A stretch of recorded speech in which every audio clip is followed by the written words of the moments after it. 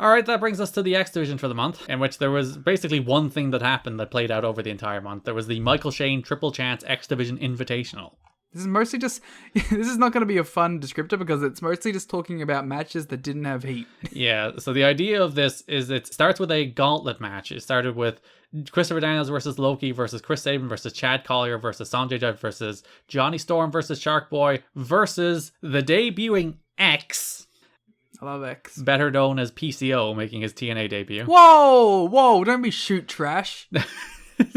Unmasking people left, right, and center. Yeah, I'm asking X. The goal of ye. So there's that gauntlet match where the top 5 advance. The person who wins the match goes straight through to a number 1 contenders triple threat match. And then the people who finish from 2 to 5 go into 2 qualifying matches, 2 faces 5, 3 faces 4 the following week. Or the 2 winners of those matches also advance to the triple threat number 1 contenders match, and the winner of that match is number 1 contender. Sure. So this plays out over the entire month. NWA-TNA pay-per-view number 69, November 5th. We have the gauntlet match in which all those men face off. It is won by the debuting X. Okay, do you want to do the X talk now? I feel sorry for X. Because I think if he debuted in a month where the crowd wasn't stone cold, this would have gotten over huge. I also think if he didn't look like shit. He looks so bad. If he was wearing the PCO outfit that he wears now, I think he would have gotten over. Even if he was just wearing like a singlet.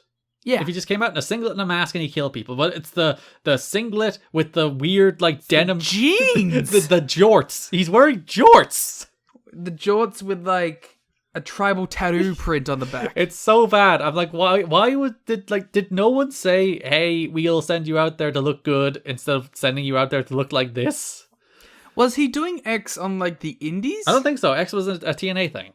That's the stupidest shit I've ever heard. Because like the whole idea here is that like the X Division is not about weight limits, it's about no limits. This is the first real time that they put like a heavyweight guy in there, until they do it with Samoa Joe later in 2005 where they do it well. Until they do it with David Young, thank you. Hey, David Young challenged for the X Division title on like the 3rd show, I'll have you know. Yeah, there you go. Point proven. He faced AJ. But David Young is tiny. I do. He's not tiny, he's thick. But he's short. Yeah, but he's weight. It's weight, not height limits, is it? But PCO is the first guy that they're like, oh, this is the big heavyweight guy coming in, dominating, power bombing, pile driving everybody. And again, if this was a month where like the crowd just wasn't dead as it could possibly be, I think it would have gotten over. Because he looked good.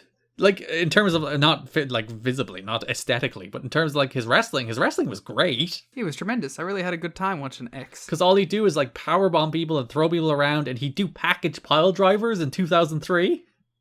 So, X won the match. He beat Chris Sabin with a package pile driver onto a chair. And then Daniels, Loki, Sabin, and Collier were the 4 who advanced into the qualifiers the following week. I know Dutch Mantel blew a gasket at the TNA show Wednesday night. He took the wrestlers who competed in the X Division Battle Royal to task for going over their time limit. After threatening to fine the wrestlers, Dutch followed up by screaming, "You guys need to learn when to go home." How about you go home, Dutch? Yeah, you've ruined this company, Dutch. Should call you Butch. Put you on SmackDown. Butch Mantel. Butch. Teaming with Ridge Holland and Sheamus. Honestly, if he was Butch Mantel, I'd be into it. The son of Dutch. Butch is here. Yeah. But he's British. Yeah. They did, in fact, actually institute a $50 fine for going long in the ring or on your interviews the following week. They held a meeting. How about you fuck off? I don't know, man. It feels bad. I don't know. I don't like the idea of, taking money from people who probably aren't earning a fucking shit ton anyway. You think Chad Collier is making more than $50 anyway? Yeah, like come on. How about you put it on the people like out there who should know better at least. They don't do it to your duts and whatever. They're just following what's going on. Also, it was a gauntlet match. It's like I don't think this match went particularly long either. I didn't keep track of exactly how it went. If it was 10 minutes, I'd be surprised. How much time did you give it? How about you yell at Jarrett for his 20-minute promos? Yeah, you get some time back. He did one of them on the show, and they went super long. Especially, it's the X Division, guys. Come on. They get like 3 minutes a show anyway. Yeah. Like, this match went 10 minutes, 17 seconds. How long was it supposed to go? Like 5 minutes. It was like a 9-man gauntlet match. Ugh. Poor guys. Reportedly, the idea of using PCO in this role came from Don Callis, who had worked with PCO on a Quebec indie show. Like how you cowarded out of saying Oulette. Pierre-Carl Ouellette. There you go. You happy? You happy? You happy? Yeah. I know, I saw you like read it on the sheet and then go, PCO. Well, because we call them PCO already. If I said Oulette, people might not know who we were talking about. Well, their brains might melt as if Punk came out to his other entrance. Like, the casual podcast listeners wouldn't have known. It's for the sake of clarity, Liam, not cowardice. For the sake of the casual fan. Cal saw him on the indie show and brought a tape to Jeff Jarrett, sold him on the idea of bringing him in because he lost a ton of weight because he lost like 100 pounds from how big he was at his heaviest, so he was in like super jacked shape. Yeah, he looked good. He looked very good. Well, he didn't look good, but he looked good. Yeah. Again, if they just let him be himself and let him package pile driver people and push him, he would have actually gotten over. It works for literally everyone else who package pile drivers people. NWA-TNA number 70, November 12th. Chris Saban had to withdraw from the match because of the package pile driver he took in the chair, so they're really putting over that move as like a death move. So he was replaced in his match against Chad Collier by Sanjay Dutt. Do you have a lot to say about this Sanjay-Chad Collier match, Liam? I don't have anything to say about this match. It was fine. I like Sanjay's story in this whole run, but that's about it. Well, I guess I have a broader thought about the whole triple chance that I could talk about. You want to say it's bad? I mean, sure, but I get the idea. The idea is that it's a heel champion who's trying to get out of wrestling. He's like, I'm gonna make this super convoluted series of matches so that I don't have to wrestle anyone. Yeah, so that Michael Shane can take a few weeks off. He's not even on the first 2 shows of the month. And it makes a lot more sense too with the X Division champ who normally defends his title like 3 times a month anyway. Yeah. So he's like, how do I get out of defending my title? I'm going to make this big convoluted rule set for my next challenger. So yeah, we do have those 2 matches on pay-per-view number 70 on November 12th. We do have Sanjay against Chad Collier, and we do have Daniels against Loki. Daniels and Loki contributes toward Triple X exploding. Yeah. No one cares about it. Nobody cares. It's so strange. It feels like Triple X was in a different company, how little people care about. It basically was, to be fair. Yeah, so Daniels beat Loki. Then after the match, they had a handshake. Loki walked up the ramp. X showed up. He destroyed Daniels, but Loki didn't help him. Yeah, what the fuck, Loki? And then the other match, Sanjay beat Chad Collier, but same thing happens. Sanjay was walking up the ramp. X jumped up from behind, dropped him on the stage. X kind of rules. Yeah, he's killing people. Shame he looks terrible. That is the big problem. And then NWA-TNA number 71, November 19th, Sanjay Dutt defeated Christopher Daniels and X. So the guy who wasn't even meant to be in it actually ended up winning it, becoming number 1 contender for the X Division Championship. And they pinned X here, which was unusual. Yeah, well, I guess at this point, they're like, we're giving up on the X thing. Yeah, we didn't even mention it, but my favorite thing about this entire tournament was the PowerPoint graphics explaining the rules. That was pretty fun. It was like just a flat out PowerPoint display that you've seen a million times in every PowerPoint demonstration you've ever sat through, with the bullet points popping in with the animations and all the fonts. It was a PowerPoint display, and I kind of love it. I love you, JB. Very impressed by X being a base for all this really modern indie work. Because he's not you know he's a guy who can do the crazy shit, but I don't think you expect him to be like, oh hey Sanjay, do your double tilt-a-whirl through me and I'll be able to do it fine. Yeah. In the finals, my favorite part of the entire triple threat, which was good work-wise, but the crowd didn't give a shit and they were killing each other for it. Was Franchise, his little phone. But that confused me so much. It's like, because he was standing in the crowd with Tracy and they were taking what appeared to be a selfie. Yeah. And it's like, did Flones have front-facing cameras back in 2003? Well, it was a little flip one, so I assume it did. But it was also really tiny. It was so small. Where's Franchise getting his fancy freaking front-facing camera phones back in 2003? I don't know. I mean, the Franchise has his ways, I assume. And I believe that's the world's first selfie, Liam. Unfortunately, we have to give that to WCW, Sonny Ono. Oh. But it's the very first TNA selfie. Oh, I like that he makes increasingly cackly faces as he's looking at his phone camera. He's like, regular pose and then doing the Franchise laugh. Yeah. Yeah, I think I'll give a little spoiler for the upcoming TNA draft. Mm-hmm. I'll tell you right now, Franchise is a highly touted pick in the Liam camp. Which means I'm going to take him from you just out of spite. Oh, what if I'm working you, huh? What if I want you to take Franchise so I can get the first real pick? Ha! Mind games have already begun! Because yes, just like 2002, when we finish December, we will do a draft of all of TNA 2003 and put together a show like we did for Patreon. I have 2002. notes. Liam has been preparing for this, apparently. I have matches that I want to main event with. Mm. I have some cards that I want to aim for. So Liam is ready for this.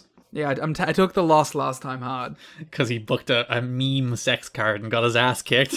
Yeah, so now I'm booking a real card. It must be noted, I think this is the first time the BME was given its name. I thought they did that throughout the tournament, but I might have been wrong. Because he did 3 BMEs to X in the finals, and Mike Tenay said, that's what he calls that. He calls it the best moonsault ever. You know what's funny? I love the BME, obviously. Mm-hmm. I think I love his Arabian moonsault more. Right. So I don't even think it's his best moonsault ever. It is a very good moonsault, though. The one that he hit on X in this match was fantastic. Yeah, he hit 3 of them. No, I mean like the Arabian. Oh, right. I really loved it. Because he kind of waited for him, but he hit it so clean. And yeah, the crowd was like, whoa.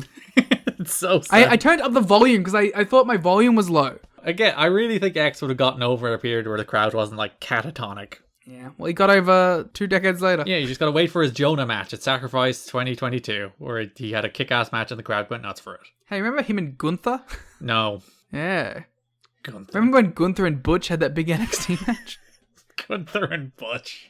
It's a real banner start to the year for them. I can't wait to see what Ilya's new name is. Oh, A-Kid definitely getting a new name. But yeah, there's not a hope he might be fine in NXT, but if he ever makes the main roster, there's not a hope in hell that man has been called A-Kid on the main roster. Or they actually make him a child.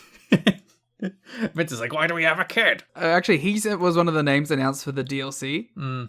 And my favorite thing about it was someone's like, what the fuck is an A-Kid? And I was like, oh, these fake fans. So NWA-TNA Baby number 72, Chris Saban got his revenge on X. They faced 1-on-1 after X took Chris Saban out of the Triple Chance Invitational. By the way, it's not a triple chance, because like, if you lose at the start, you're out. You don't get 3 chances. You know who did get a triple chance, though? Sanjay motherfucking Dutt, and he won it. It's true. He got a double chance, though. No, because he lost, and then that was his first chance. And then he won the thing, and that was his second chance. And then he won the X Division 3-way, and that was his third chance. Fine. But yeah, Sanjay pinned X. I don't think we actually mentioned that. It's a good point. Sanjay pinned X to become number 1 contender. If Sanjay had have lost that, it would have made sense. But the fact that he did win it actually gave it credibility.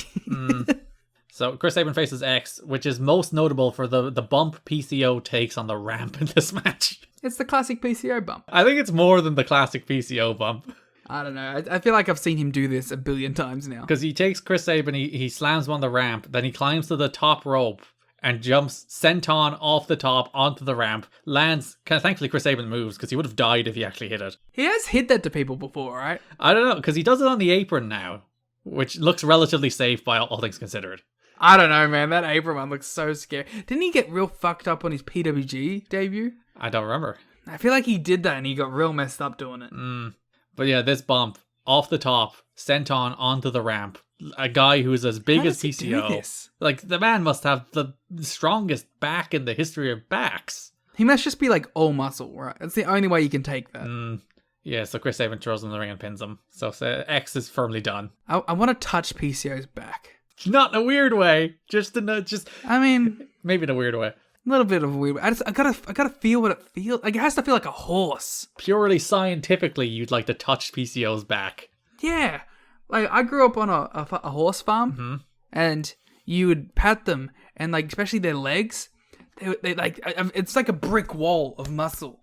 And I imagine it has to be the same thing. Because that's the only way you can take that sort of impact for the decades he's been taking that sort of impact. Well, he didn't wrestle for a while, so that helps. Yeah. Then he had the Gunther match, brought him back to prominence.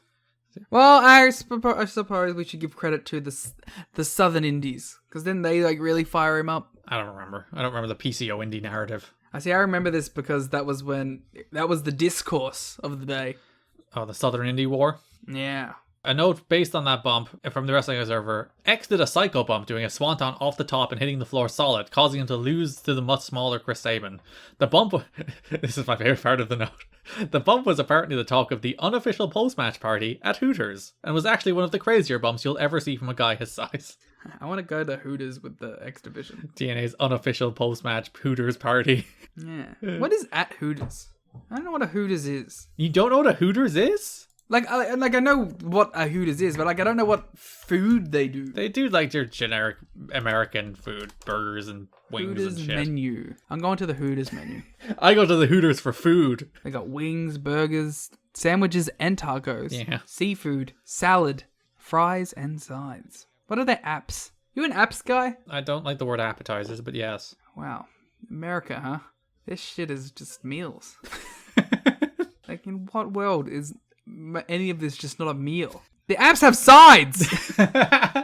I went to, I don't even remember where it was in America, but we got like chicken dippers as the appetizer because like it's chicken dippers. And it was like literally the size of my fucking head. And it's like, this literally, this could feed me for 3 days. How is this an appetizer? Yeah. I'm looking at these menus. These shit's crazy. Liam's flabbergasted by Hooters. This is, my heart is like hurting. There's so much fried shit. Yeah. Welcome to America, my friend. Oh, you've never been to America, so you wouldn't know. I've never been out of Australia. Wow. This is truly disgusting. That's Hooters for you. That's where the post-show party takes place. Yeah, we'll go to the next one and I'll get the Twisted Texas Melt Daytona Beach sauce. What the fuck is that?